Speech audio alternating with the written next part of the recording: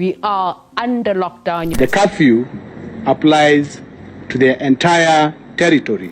President Muhammadu Buhari has ordered a lockdown in Abuja, Lagos and Ogun for the next 14 days. Hi, my name is George Indirango. I'm a BBC Africa journalist and I'm here to talk about two things.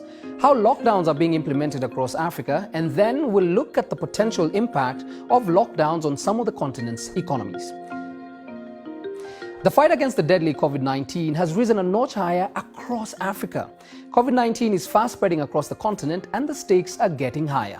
The number of infections is in its thousands and the number of deaths is increasing day by day. Like many countries across the globe, African countries are using lockdowns as a tool to slow down the spread.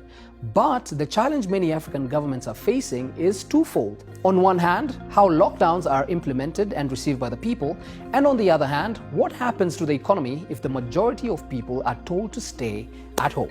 Countries like Nigeria, South Africa, Rwanda, Uganda, Mali, Kenya and Zimbabwe have so far imposed varied lockdown measures. There are about 4 types of lockdowns. This is limited to time, and this in Kenya has been happening between 7 p.m.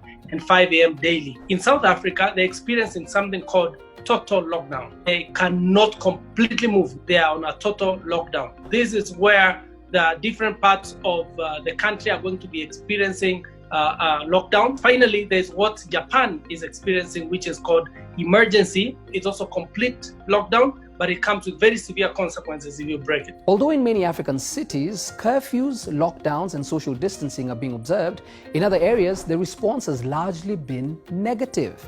In Kenya and South Africa, citizens have clashed with security forces over lockdown measures. Several people have died in both countries. But of course, there has been a lot of challenges. For example, how can a lockdown be implemented in informal settlements like Kibera in Nairobi, Kenya, or Alexandra in Johannesburg, South Africa, where often 6 people live in one room?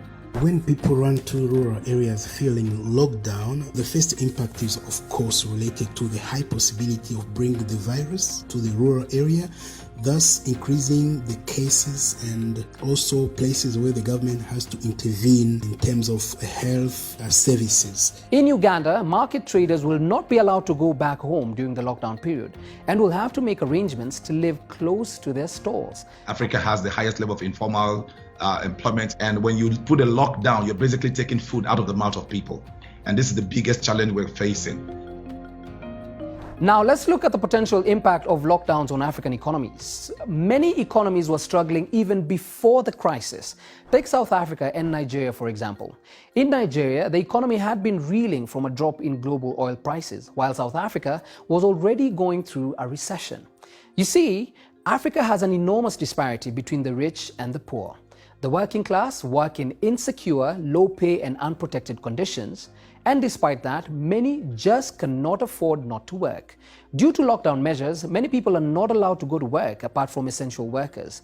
Closure of factories abroad and Africa has disrupted supply chains, trade, travel, putting enormous pressure on economies. First of all, we need to increase liquidity so that people can spend. If people cannot spend, if people cannot buy stuff, demand is reduced, then production will go down, and that is going to be, it's not just be a recession, it's going to lead to a depression. Clearly, countries across Africa are facing a tough challenge in protecting its citizens and their fragile economies. But it is the type of measures and how they are implemented that will determine how the countries come out after the pandemic.